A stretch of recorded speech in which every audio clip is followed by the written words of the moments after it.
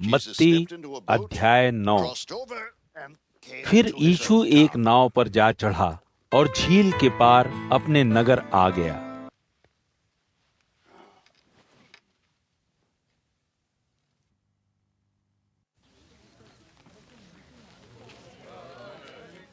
लोग लकवे के एक रोगी को खाट पर लिटाकर उसके पास लाए।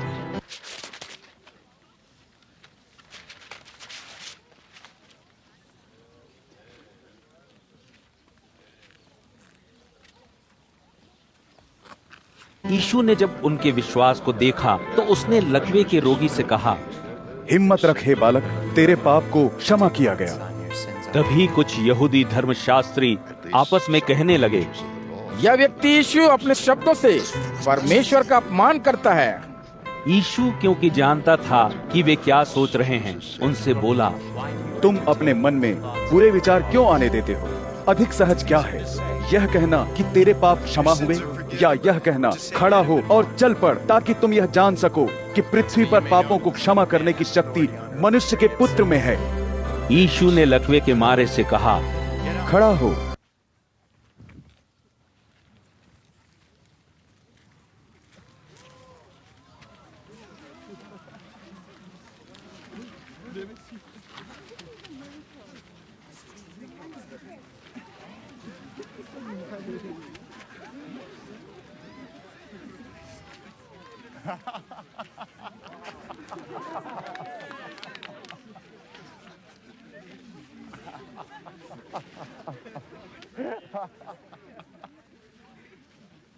अपना बिस्तर उठा और घर चला जा। वह लकवे का रोगी खड़ा होकर अपने घर चला गया।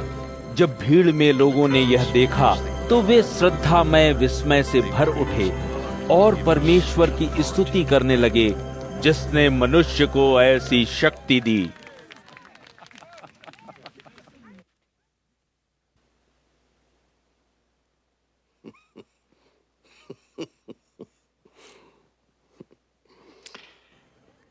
यीशु जब वहां से जा रहा था तो उसने चुंगी की चौकी पर बैठे एक व्यक्ति को देखा।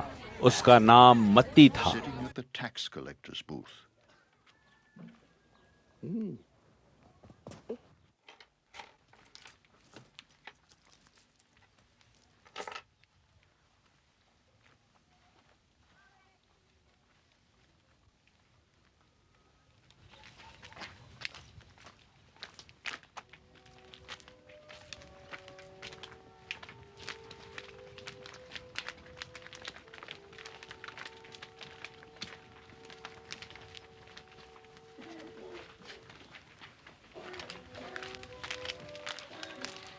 यीशु ने उससे कहा, मेरे पीछे चला आ।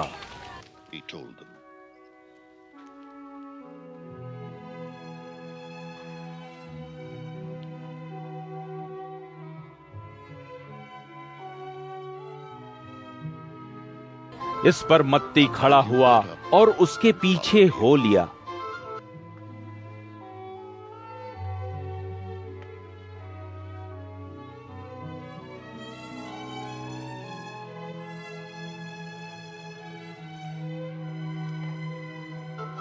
ऐसा हुआ कि जब यीशु मत्ती के घर बहुत से चुंगी वसूलने वालों और पापियों के साथ अपने अनुयायियों समेत भोजन कर रहा था तो उसे फरीसियों ने देखा।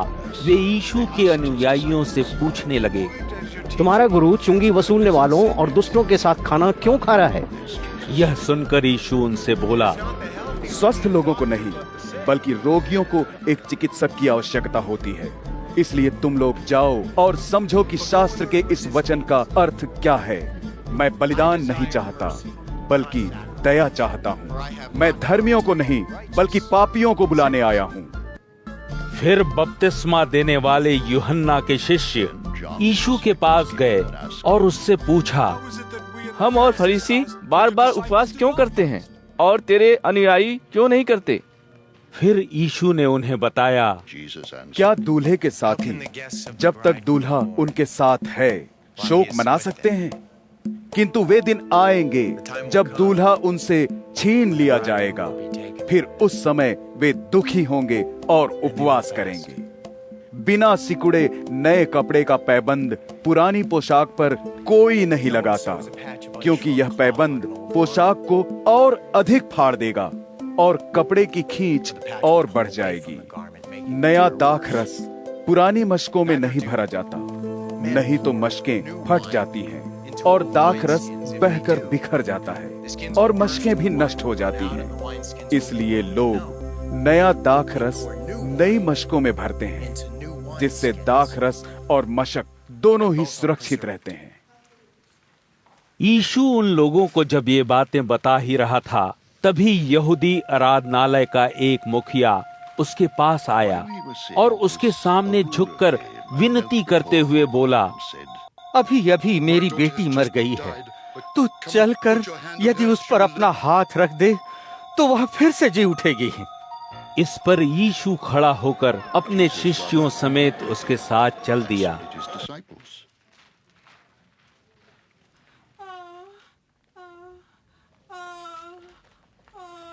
वहीं एक ऐसी स्त्री थी जिसे 12 साल से बहुत अधिक रक्त बह रहा था। वह पीछे से यीशु के निकट आई और उसके वस्त्र की कन्नी छू ली। वह मन में सोच रही थी, यदि मैं तनिक भी इसका वस्त्र छू पाऊं तो ठीक हो जाऊंगी। मुड़कर उसे देखते हुए यीशु ने कहा,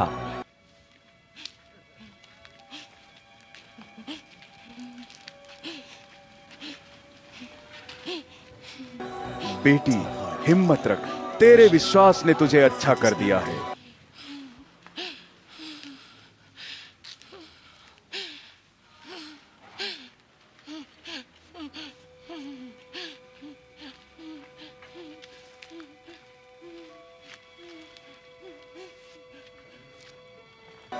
और वह स्त्री तुरंत उसी क्षण ठीक हो गई।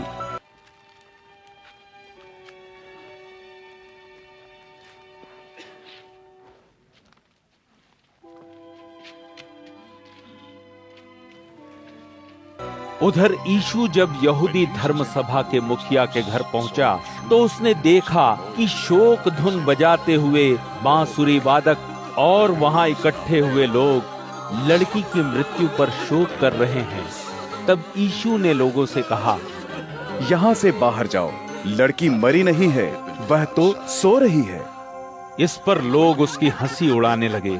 फिर जब भीड़ के लोगों को बाहर भेज दिया गया तो यीशु ने लड़की के कमरे में जाकर उसका हाथ पकड़ा और वह उठ बैठी।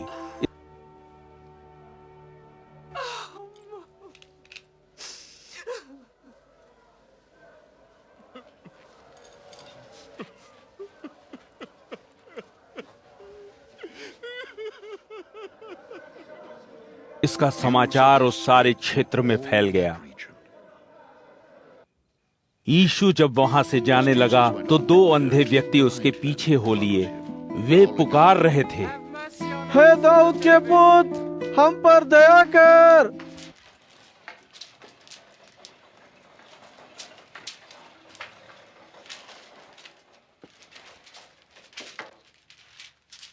यीशु जब घर के भीतर पहुंचा तो वे अंधे उसके पास आए। तब यीशु ने उनसे कहा, क्या तुम्हें विश्वास है कि मैं तुम्हें फिर से आंखें दे सकता हूँ? उन्होंने उत्तर दिया, हाँ प्रभु। इस पर यीशु ने उनकी आंखों को छूते हुए कहा, तुम्हारे लिए वैसा ही हो जैसा तुम्हारा विश्वास है। और अंधों को दृष्टि मिल गई। फिर यीशु ने उन्हें चेतावनी देते हुए कहा, इसके विषय में किसी को पता नहीं चलना चाहिए।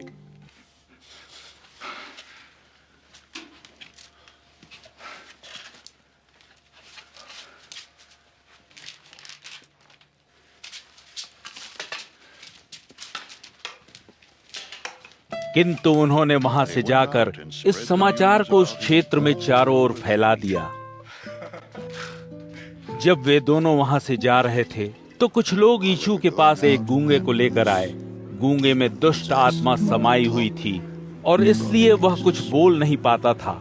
जब दुष्ट आत्मा को निकाल दिया गया तो वह गूंगा, जो पहले कुछ भी नहीं बोल सकता था, बोलने लगा। तब भीड़ के लोगों ने अचरज से भरकर कहा, इस्राएल में ऐसी बात पहले कभी नहीं देखी गई।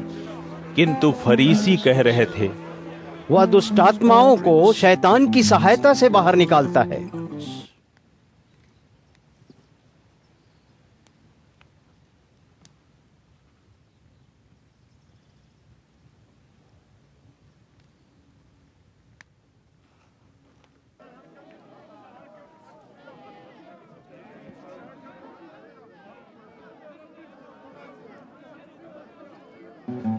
यीशु यहूदी आराधनालयों में उपदेश देता, परमेश्वर के राज्य के सुसमाचार का प्रचार करता, लोगों के रोगों और हर प्रकार के संतापों को दूर करता।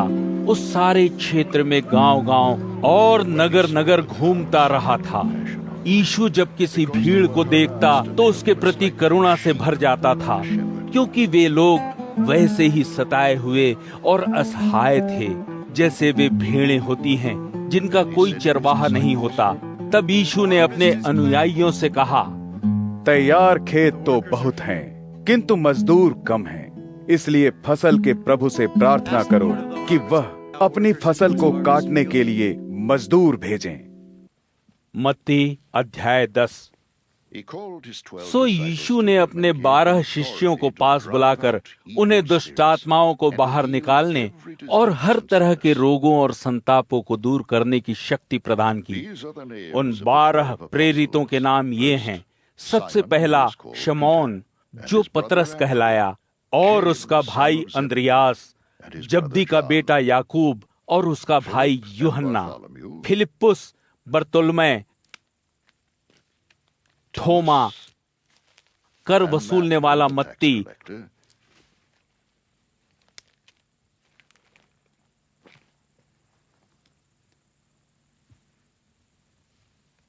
हल्फे का बेटा याकूब और तद्दै, शमौन, जिलोत और यहूदा इस्करियोती, जिसने उसे धोखे से पकड़वाया था। यीशु ने इन 12 को बाहर भेजते हुए आज्ञा दी, गैर यहूदियों के क्षेत्र में मत जाओ तथा किसी भी सामरी नगर में प्रवेश मत करो, बल्कि इस्राएल के परिवार की खोई हुई भेड़ों के पास ही जाओ और उन्हें उपदेश दो। स्वर्ग का राज्य निकट है। बीमारों को ठीक करो, मरे हुओं को जीवन दो, कोढ़ियों को चंगा करो और दुष्टात्माओं को निकालो। तुमने बिना कुछ दिए प्रभु की आशीष और शक्तियां पाई हैं, इसलिए उन्हें दूसरों को बिना कुछ लिए मुक्त भाव से बांटो। अपने पटुके में सोना, चांदी या तांबा मत रखो। यात्रा के लिए कोई झोला तक मत लो। कोई फालतू कुर्ता, चप्पल और छड़ी मत रखो, क्योंकि मजदूर का उसके खाने पर अधिकार है। तुम लोग जब कभी किसी नगर या गांव में जाओ तो पता करो कि वहां विश्वास योग्य कौन है, फिर तब तक वहीं ठहरे रहो जब तक वहां से चल न दो। जब तुम किसी घर बार में जाओ तो परिवार के लोगों का सत्कार करते हुए कहो, तुम्हें शांति मिले।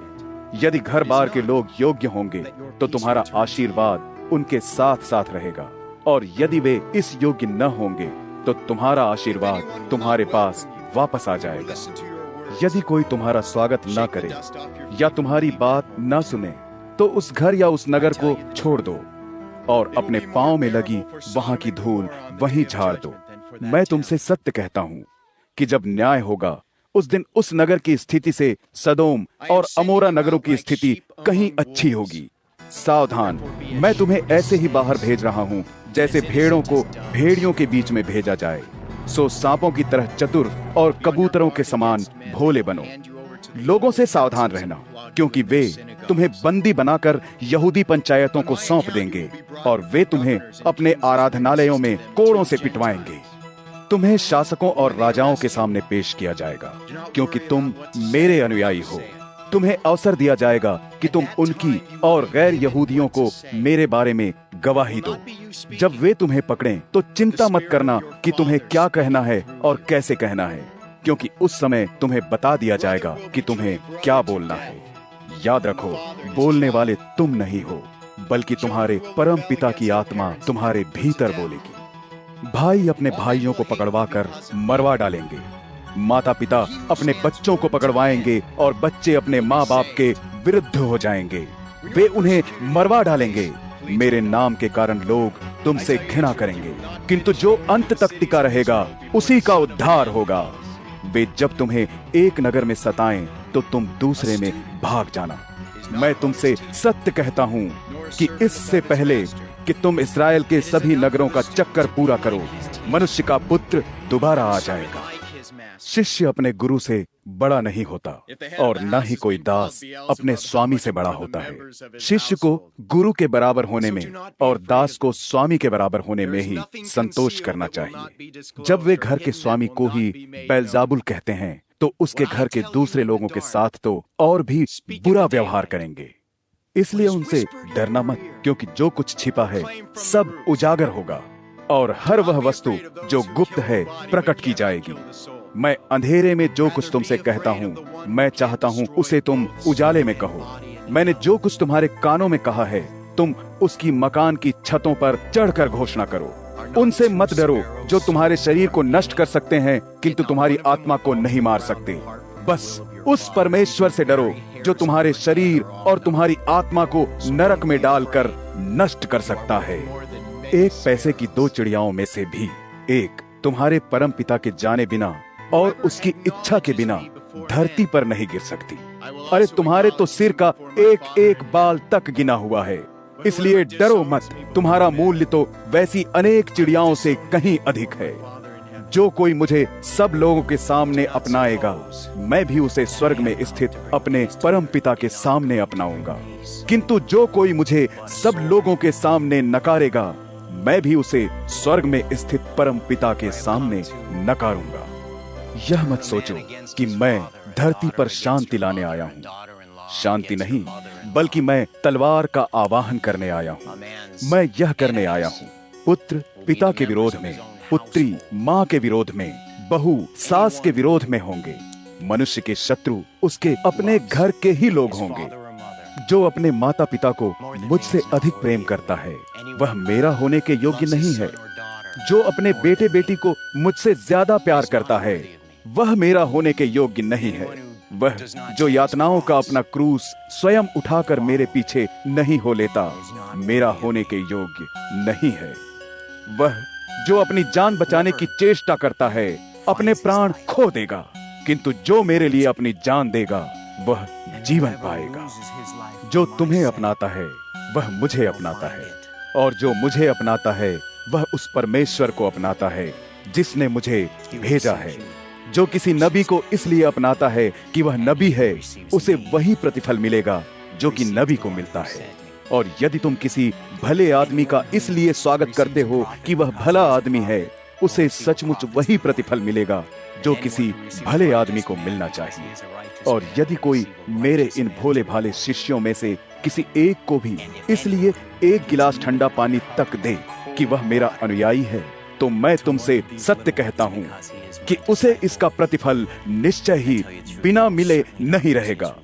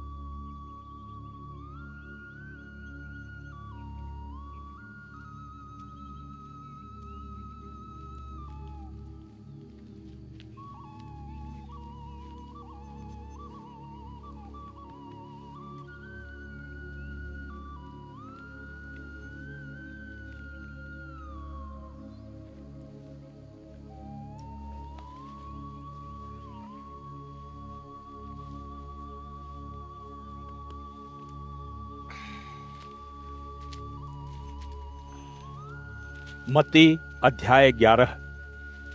अपने 12 शिष्यों को इस प्रकार समझा चुकने के बाद यीशु वहां से चल पड़ा और गलील प्रदेश के नगरों में उपदेश देता घूमने लगा। यूहन्ना ने जब जेल में यीशु के कामों के बारे में सुना, तो उसने अपने शिष्यों के द्वारा संदेश भेजकर पूछा कि क्या तू वही है जो आने वाला था, या हम किसी और आने वाले की बाट जो है? उत्तर देते हुए यीशु ने कहा, जो कुछ तुम सुन रहे हो और देख रहे हो, जाकर यूहन्ना को बताओ कि अंधों को आंखें मिल रही हैं, लूले लंगड़े चल पा रहे हैं, कोढ़ी चंगे हो रहे हैं, बहरे सुन रहे हैं और मरे हुए जिलाए जा रहे हैं, और दीन दुखियों में सुसमाचार का प्रचार किया जा रहा है। वह धन्य है जो मुझे अपना सकता है।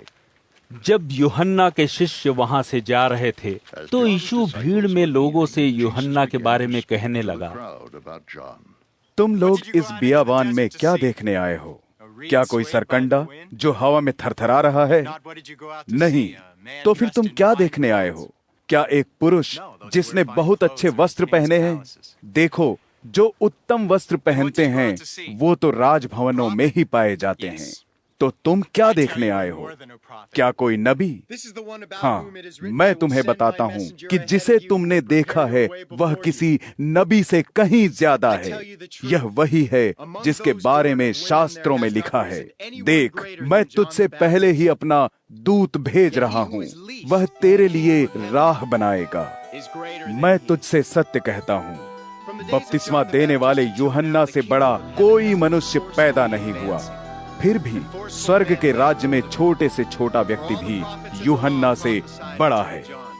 बपतिस्मा देने वाले यूहन्ना के समय से आज तक स्वर्ग का राज्य भयानक आघातों को झेलता रहा है और हिंसा के बल पर इसे छीनने का प्रयत्न किया जाता रहा है।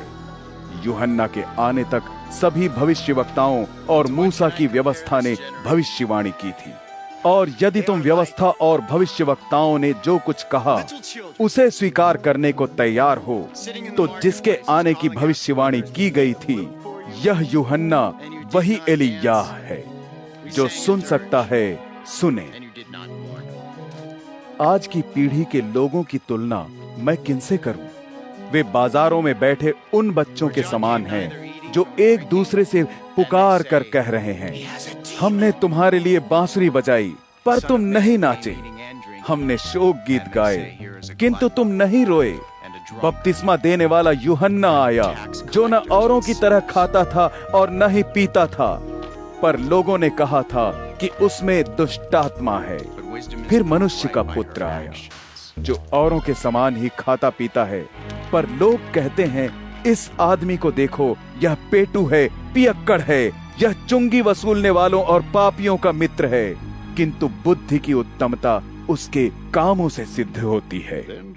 फिर यीशु ने उन नगरों को धिक्कारा जिनमें उसने बहुत से आश्चर्य कर्म किए थे, क्योंकि वहां के लोगों ने पाप करना नहीं छोड़ा और अपना मन नहीं फिराया था। अरे अभागे खुराजीन, अरे अभागे बैत सैदा,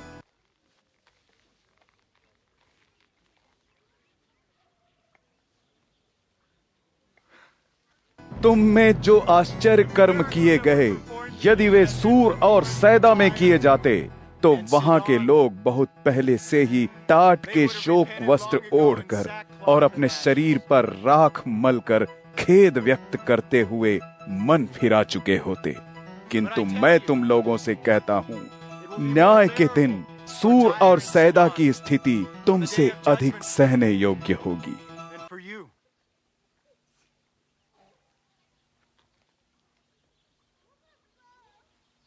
और अरे कफरनहूम, क्या तू सोचता है कि तुझे स्वर्ग की महिमा तक ऊंचा उठाया जाएगा? तू तो अधोलोक में नरक को जाएगा, क्योंकि जो आश्चर्य कर्म तुझ में किए गए, यदि वे सदोम में किए जाते तो वह नगर आज तक टिका रहता।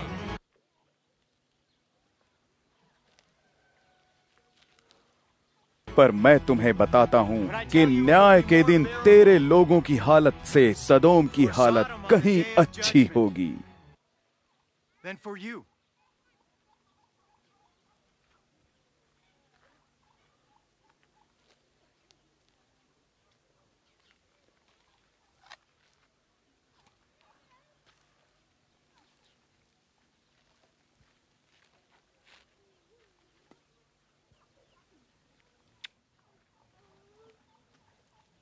उस अवसर पर यीशु बोला, परम पिता, तू स्वर्ग और धरती का स्वामी है। मैं तेरी स्तुति करता हूँ क्योंकि तूने इन बातों को उनसे जो ज्ञानी हैं और समझदार हैं छिपा कर रखा है, और जो भोले भाले हैं उनके लिए प्रकट किया है।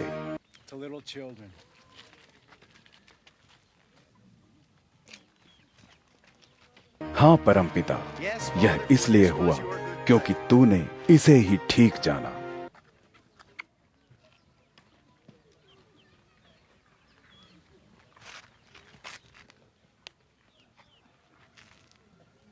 मेरे परमपिता ने सब कुछ मुझे सौंप दिया, और वास्तव में परमपिता के अलावा कोई भी पुत्र को नहीं जानता, और कोई भी पुत्र के अलावा परमपिता को नहीं जानता, और हर वह व्यक्ति परमपिता को जानता है जिसके लिए पुत्र ने उसे प्रकट करना चाहा है।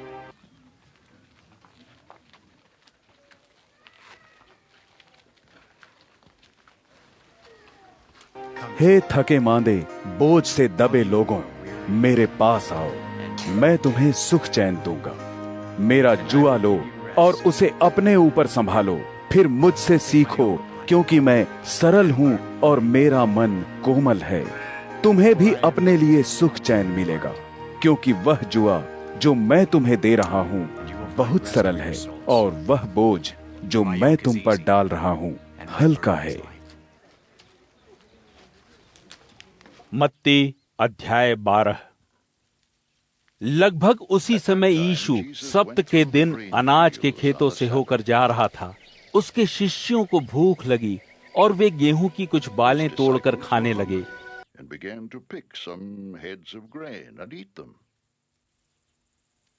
फरीसियों ने ऐसा होते देखकर कहा, देख, तेरे शिष्य वह कर रहे हैं जिसका सब्त के दिन किया जाना मूसा की व्यवस्था के अनुसार उचित नहीं है। इस पर यीशु ने उनसे पूछा, क्या तुमने नहीं पढ़ा कि दाऊद और उसके साथियों ने जब उन्हें भूख लगी क्या किया था? उसने परमेश्वर के घर में घुसकर परमेश्वर को चढ़ाई पवित्र रोटियां कैसे खाई थी? यद्यपि उसको और उसके साथियों को उनका खाना मूसा की व्यवस्था के विरुद्ध था, उनको केवल याजक ही खा सकते थे।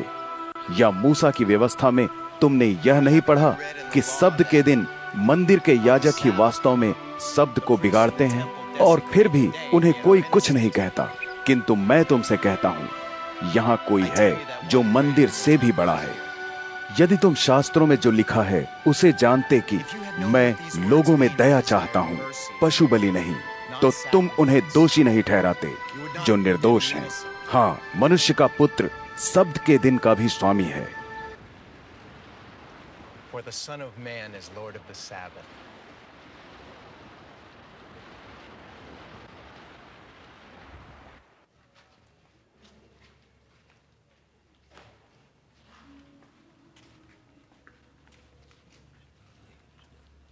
फिर वह वहां से चल दिया और यहूदी आराधनालय में पहुंचा।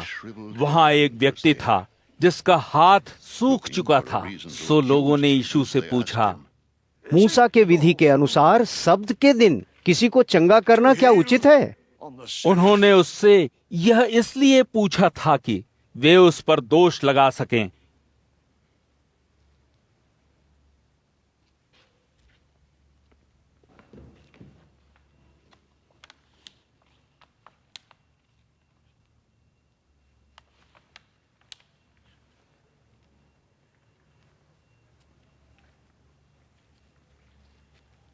किंतु उसने उन्हें उत्तर दिया, मानो तुम में से किसी के पास एक ही भेड़ है, और वह भेड़ सब्त के दिन किसी गड्ढे में गिर जाती है, तो क्या तुम उसे पकड़कर बाहर नहीं निकालोगे? फिर आदमी तो एक भेड़ से कहीं अधिक महत्वपूर्ण है।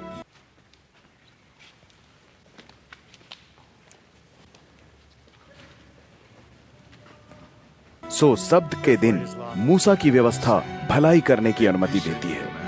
तब यीशु ने उस सूखे हाथ वाले आदमी से कहा, अपना हाथ आगे बढ़ा। और उसने अपना हाथ आगे बढ़ा दिया। वह पूरी तरह अच्छा हो गया था, ठीक वैसे ही जैसे उसका दूसरा हाथ था। फिर फरीसी वहां से चले गए और उसे मारने के लिए कोई रास्ता ढूंढने की तरकीब सोचने लगे।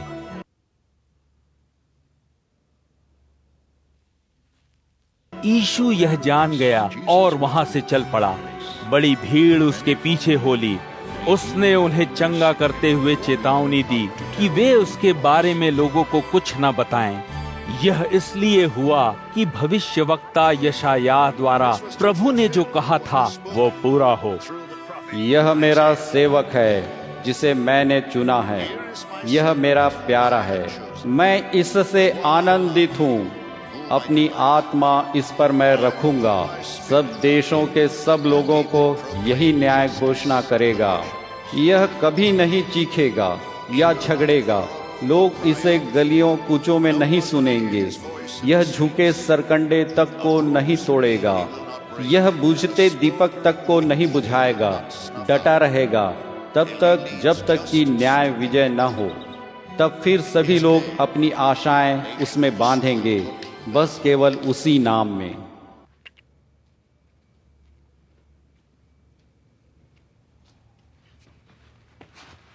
फिर यीशु के पास लोग एक ऐसे अंधे को लाए जो गूंगा भी था, क्योंकि उस पर दुष्ट आत्मा सवार थी।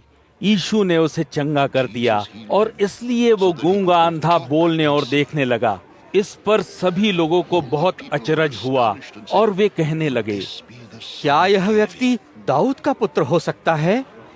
जब फरीसियों ने यह सुना तो वे बोले, यह दुष्ट आत्माओं को उनके शासक बेल्जेबुल के सहारे निकालता है। That this fellow drives out demons.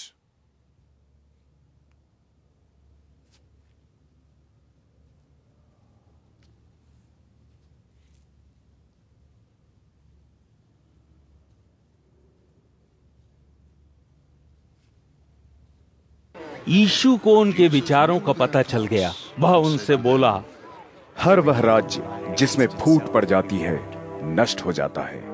वैसे ही हर नगर या परिवार जिसमें फूट पड़ जाए टिका नहीं रहेगा।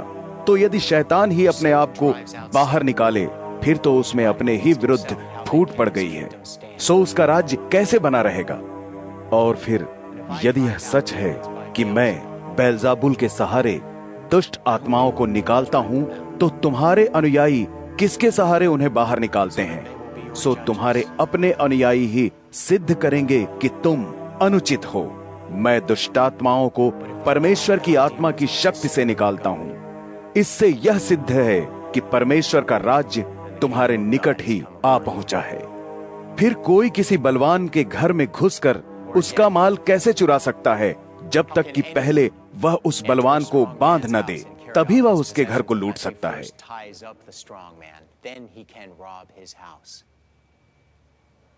जो मेरा साथ नहीं है मेरा विरोधी है,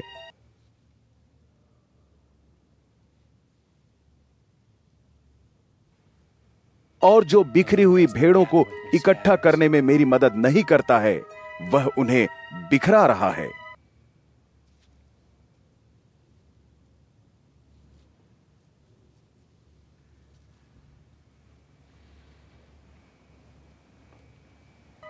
इसलिए मैं तुमसे कहता हूं कि सभी की हर निंदा और पाप क्षमा कर दिए जाएंगे, किंतु आत्मा की निंदा करने वाले को क्षमा नहीं किया जाएगा।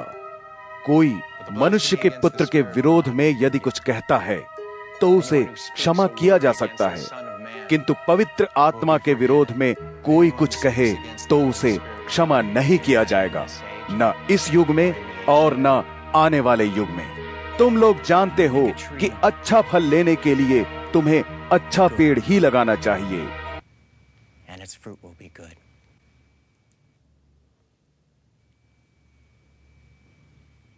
और बुरे पेड़ से बुरा ही फल मिलता है, क्योंकि पेड़ अपने फल से ही जाना जाता है।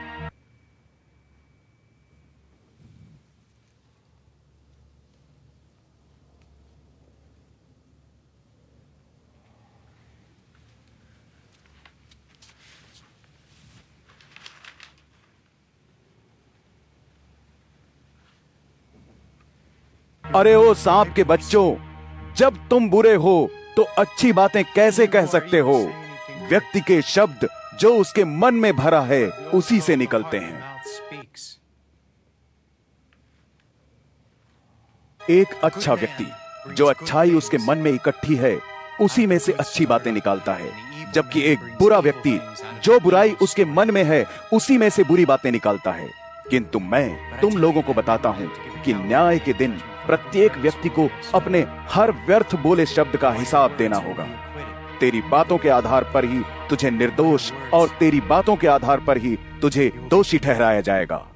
फिर कुछ यहूदी धर्मशास्त्रियों और फरीसियों ने उससे कहा, गुरु, हम तुझे आश्चर्य चिन्ह प्रकट करते देखना चाहते हैं। उत्तर देते हुए यीशु ने कहा, इस युग के बुरे और दुराचारी लोग ही आश्चर्य चिन्ह देखना चाहते हैं। भविष्यवक्ता योना के आश्चर्य चिन्ह को छोड़कर उन्हें और कोई आश्चर्य चिन्ह नहीं दिया जाएगा। और जैसे योना 3 दिन और 3 रात उस समुद्री जीव के पेट में रहा था, वैसे ही मनुष्य का पुत्र भी 3 दिन और 3 रात धरती के भीतर रहेगा। न्याय के दिन निनेवा के निवासी आज की इस पीढ़ी के लोगों के साथ खड़े होंगे और उन्हें दोषी ठहराएंगे, क्योंकि निनेवा के वासियों ने योना के उपदेश से मन फिराया था, और यहाँ तो कोई योना से भी बड़ा मौजूद है। न्याय के दिन दक्षिण की रानी इस पीढ़ी के लोगों के साथ खड़ी होगी और उन्हें अपराधी ठहराएगी, क्योंकि वह धरती के दूसरे छोर से सुलेमान का उपदेश सुनने आई थी, और यहाँ तो कोई सुलेमान से भी बड़ा मौजूद है।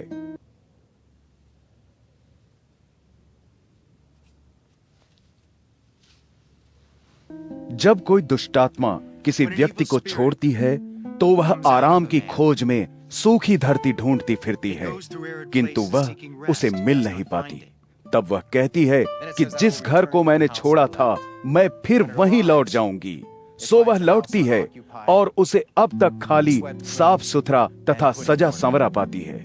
फिर वह लौटती है और अपने साथ 7 और दुष्टात्माओं को लाती है जो उससे भी बुरी होती हैं। फिर वे सब आकर वहां रहने लगती हैं और उस व्यक्ति की दशा पहले से भी अधिक भयानक हो जाती है।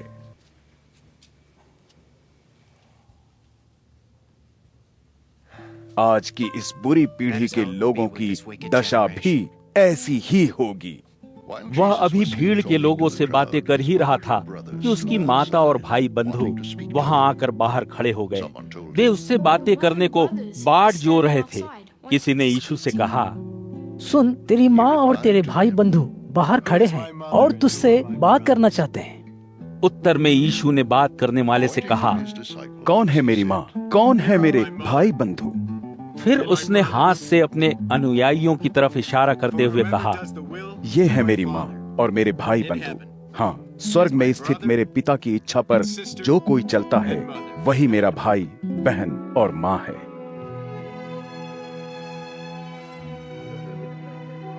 मत्ती अध्याय 13। उसी दिन यीशु उस घर को छोड़कर झील के किनारे उपदेश देने जा बैठा। बहुत से लोग उसके चारों तरफ इकट्ठे हो गए। सो वह एक नाव पर चढ़कर बैठ गया और भीड़ किनारे पर खड़ी रही। उसने उन्हें दृष्टांतों का सहारा लेते हुए बहुत सी बातें बताई। उसने कहा, एक किसान बीज बोने निकला। जब वह बुआई कर रहा था तो कुछ बीज राह के किनारे जा पड़े। चिड़ियाएं आईं और उन्हें चुग गईं। थोड़े बीज चट्टानी धरती पर जा गिरे। वहां मिट्टी बहुत उथली थी। बीज तुरंत उगे, क्योंकि वहां मिट्टी तो गहरी थी नहीं। इसलिए जब सूरज चढ़ा तो वे पौधे झुलस गए, और क्योंकि उन्होंने ज्यादा जड़ें तो पकड़ी नहीं थीं, इसलिए वे सूख कर गिर गए। बीजों का एक हिस्सा कंटीली झाड़ियों में जा गिरा। झाड़ियां बड़ी हुई और उन्होंने उन पौधों को दबोच लिया। पर थोड़े बीज जो अच्छी धरती पर गिरे थे अच्छी फसल देने लगे। फसल जितना बोया गया था उससे कोई 30 गुना, 60 गुना या 100 गुना से भी ज्यादा हुई।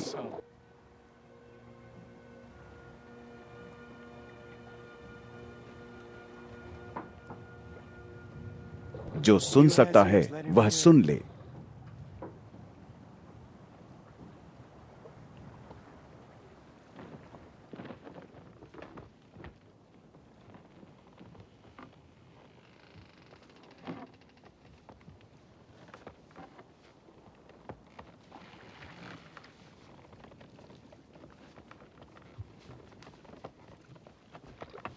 फिर यीशु के शिष्यों ने उसके पास जाकर उससे पूछा, तू उनसे बातें करते हुए दृष्टांत कथाओं का प्रयोग क्यों करता है?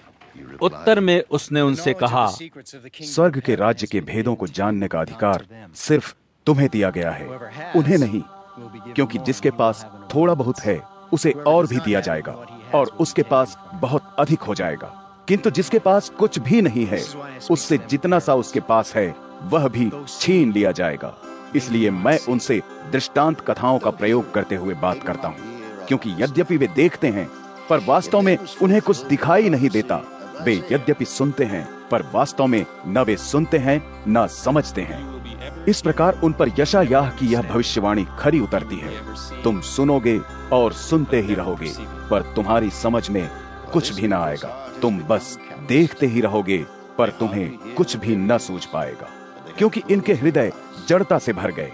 इन्होंने अपने कान बंद कर रखे हैं और अपनी आंखें मूंद रखी हैं, ताकि वे अपनी आंखों से कुछ भी न देखें और वे कान से कुछ न सुन पाएं, या कि अपने हृदय से कभी न समझें और कभी मेरी ओर मुड़कर आएं, और जिससे मैं उनका उद्धार करूं। किंतु तुम्हारी आंखें और तुम्हारे कान भाग्यवान हैं, क्योंकि वे देख और सुन सकते हैं।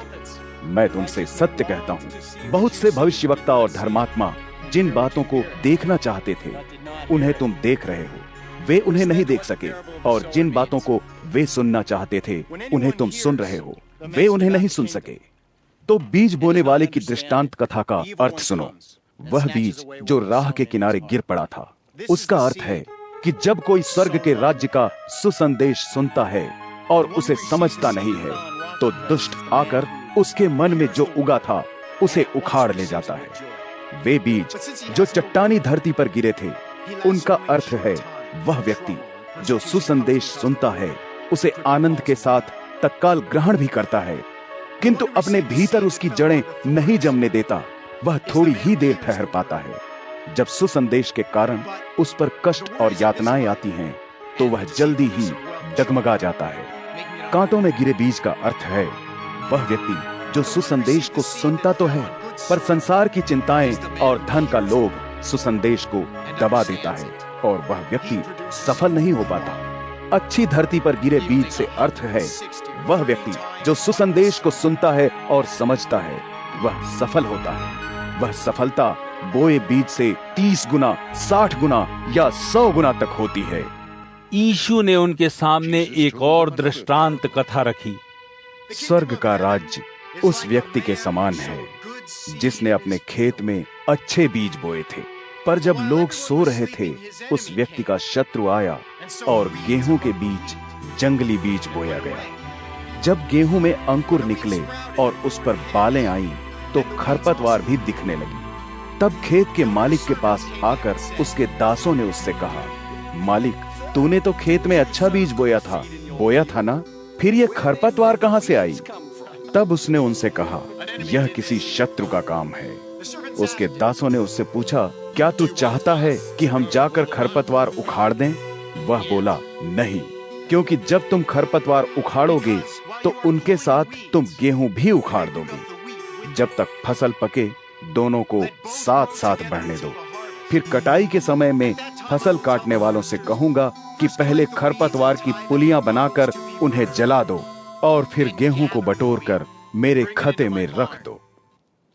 यीशु ने उनके सामने और दृष्टांत कथाएं रखी। स्वर्ग का राज्य राई के छोटे से बीज के समान होता है, जिसे किसी ने लेकर खेत में बो दिया हो। यह बीज छोटे से छोटा होता है, किंतु बड़ा होने पर यह बाग के सभी पौधों से बड़ा हो जाता है। यह पेड़ बनता है और आकाश के पक्षी आकर इसकी शाखाओं पर शरण लेते हैं। उसने उन्हें एक दृष्टांत कथा और कही। स्वर्ग का राज्य खमीर के समान है, जिसे किसी स्त्री ने 3 बार आटे में मिलाया और तब तक उसे रख छोड़ा जब तक वह सब का सब खमीर नहीं हो गया। यीशु ने लोगों से यह सब कुछ दृष्टांत कथाओं के द्वारा कहा। वास्तव में वह उनसे दृष्टांत कथाओं के बिना कुछ भी नहीं कहता था। ऐसा इसलिए था कि परमेश्वर ने भविष्यवक्ता के द्वारा जो कुछ कहा था वह पूरा हो। परमेश्वर ने कहा, मैं दृष्टांत कथाओं के द्वारा अपना मुंह खोलूंगा। सृष्टि के आदि काल से जो बातें छिपी रही है उन्हें उजागर करूंगा। फिर यीशु उस भीड़ को विदा करके घर चला आया। तब उसके शिष्यों ने आकर उससे कहा, खेत के खरपतवार के दृष्टांत का अर्थ हमें समझा। उत्तर में यीशु बोला, जिसने उत्तम बीज बोया था वह है मनुष्य का पुत्र, और खेत यह संसार है। अच्छे बीज का अर्थ है स्वर्ग के राज्य के लोग। खरपतवार का अर्थ है वे व्यक्ति जो शैतान की संतान है। वह शत्रु जिसने खरपतवार बीजे थे शैतान है, और कटाई का समय है इस जगत का अंत, और कटाई करने वाले हैं स्वर्गदूत। ठीक वैसे ही जैसे खरपतवार को इकट्ठा करके आग में जला दिया गया, वैसे ही सृष्टि के अंत में होगा। मनुष्य का पुत्र अपने दूतों को भेजेगा, और वे उसके राज्य से सभी पापियों को और उनको जो लोगों को पाप के लिए प्रेरित करते हैं इकट्ठा करके धधकते भाड़ में झोंक देंगे, जहां बस दांत पीसना और रोना ही रोना होगा। तब धर्मी अपने परम पिता के राज्य में सूरज की तरह चमकेंगे। जो सुन सकता है सुन ले।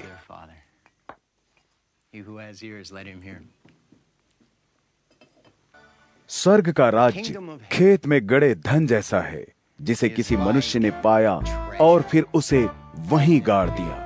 वह इतना प्रसन्न हुआ कि उसने जो कुछ उसके पास था जाकर बेच दिया और वह खेत मोल ले लिया।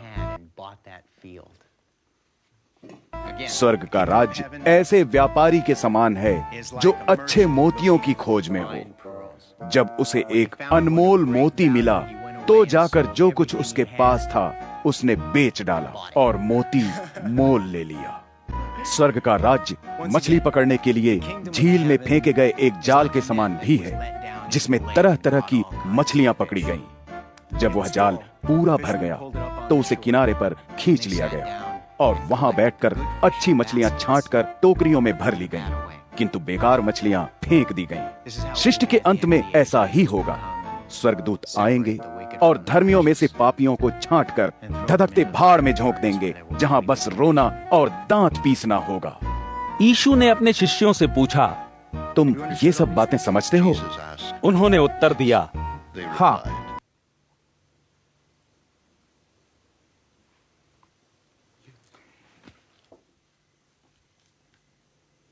यीशु ने अपने शिष्यों से कहा, देखो, इसीलिए हर धर्मशास्त्री जो परमेश्वर के राज्य को जानता है एक ऐसे गृह स्वामी के समान है जो अपने कुठार से नई पुरानी वस्तुओं को बाहर निकालता है। इन दृष्टांत कथाओं को समाप्त करके वह वहां से चल दिया और अपने देश आ गया। फिर उसने यहूदी आराधनालयों में उपदेश देना आरंभ कर दिया। इससे हर कोई अचरज में पड़कर कहने लगा, इसे ऐसी सूझबूझ और चमत्कारी शक्ति कहाँ से मिली? क्या यह वही बढ़ई का बेटा नहीं है? क्या इसकी माँ का नाम मरियम नहीं है? याकूब, यूसुफ, शमौन और यहूदा इसी के तो भाई है ना? क्या इसकी सभी बहनें हमारे ही बीच में नहीं है? तो फिर उसे ये सब कहाँ से मिला? सो उन्होंने उसे स्वीकार नहीं किया। फिर यीशु ने कहा, किसी नबी का अपने गांव और घर को छोड़कर सब आदर करते हैं।